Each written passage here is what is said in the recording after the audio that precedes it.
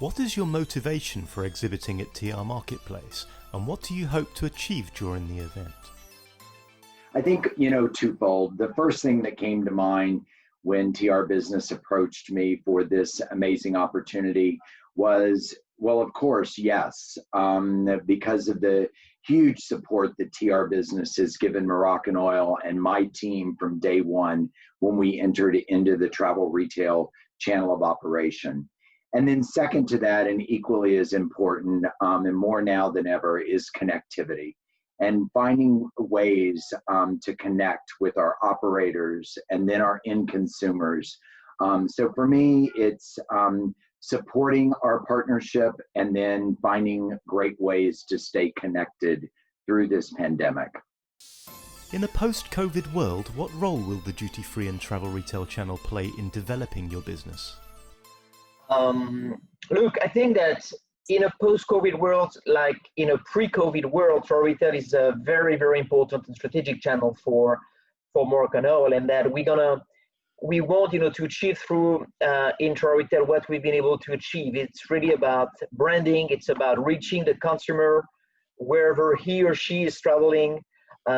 It's also about for instance, having the brand discovered by customers in countries where the brand is not totally represented yet. So this is not going to change.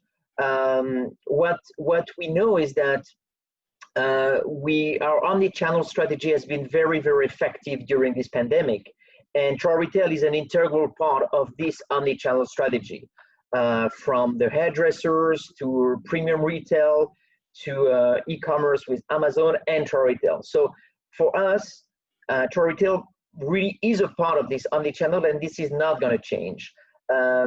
So what we feel that is going to change a little bit in a post-COVID world is that even though the international traveler is going to remain a very important part of the equation, and so it's important to have consistency from one continent to the next, what we understand is that travel retail might be a little bit more regional than international in the next probably 18 months at least.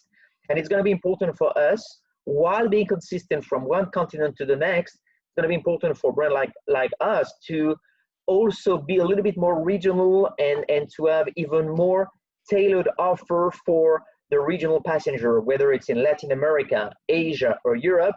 This is something that we're going to work on. So yes, travel retail remains absolutely important for us, absolutely crucial in who we are as a brand. And of course, we need to adjust to the new reality in a post-COVID world.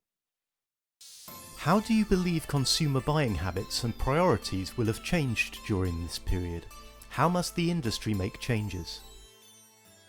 Look, I think that obviously the main change, and this is something I've been thinking of on my way to the office this morning, in the subway of New York City, it's that social distancing, personal hygiene is very important. I mentioned my commute today because even though you didn't have any signs about social distancing in the subway, everybody does it.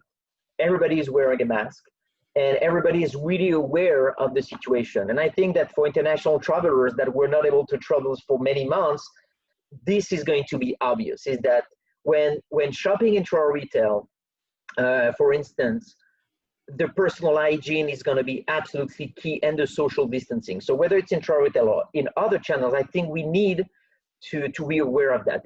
And so it means that we're going to need, for instance, to be even more self-explanatory about who we are as a brand in the point of sale, because definitely there are going to be less social interaction. So we need to be even more straightforward. During this pandemic, there was a major switch to digital, which was very strong before, but it even accelerated during this pandemic. And actually, for us, it played a major role in the resilience of the brand during this pandemic. And we anticipate that this is not going anywhere. So, and if we see travel retail specifically, we can anticipate that click and collect is gonna definitely develop. Again, you have a way to shop with limit and at the same time limiting your interaction. So in our conversations with our partners, we see that click and collect is definitely something that's going to be very important for us. So this is something that will play a major role. So social distancing, digital, and then if we zoom a little bit more on Moroccanoil per se, we believe that there's going to be a major need for personal hygiene, personal care products, and what we call the core care categories at Moroccanoil, whether it's a Moroccanoil treatment, whether it's our hair care products or body care products. We really believe that this industry is going to keep growing because people are going to need even more products that take care of themselves. So we've seen that during the pandemic because we've been very, very resilient during the pandemic and our numbers have been good. And we feel that we also have the right positioning when it comes to the post-pandemic world. So we are definitely in a good position to address those things. Do you believe your company has successfully adapted its business during the COVID-19 pandemic?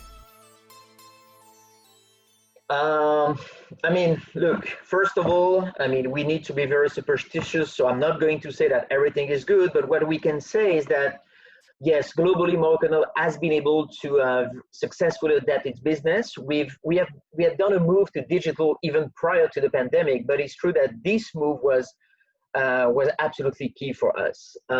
We have a varied ecosystem in Moroccanoil. We are present at hairdressers, in digital, in premium retail, intra retail, and the fact that we were able to have a very strong digital channel during this pandemic has been absolutely key for us.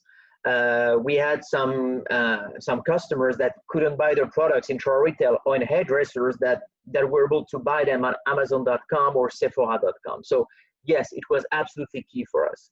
Another way where the business and the brand, has been very successful during pandemic is that we never stopped communicating with the consumer through social media. It was very important for us to keep engaging with the consumer during these times and look to show that we're here and we're not going anywhere.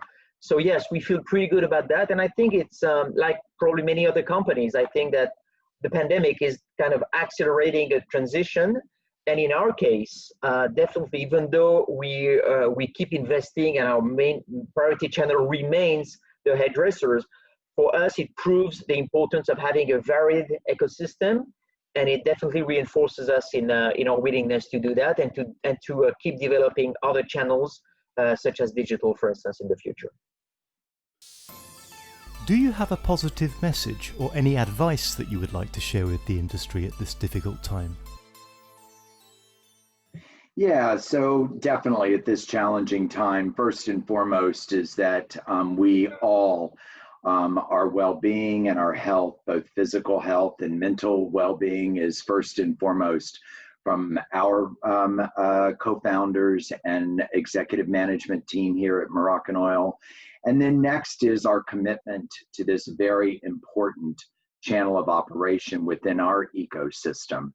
Is the next thing that I want to share out and make sure is known, is that we are committed to this channel.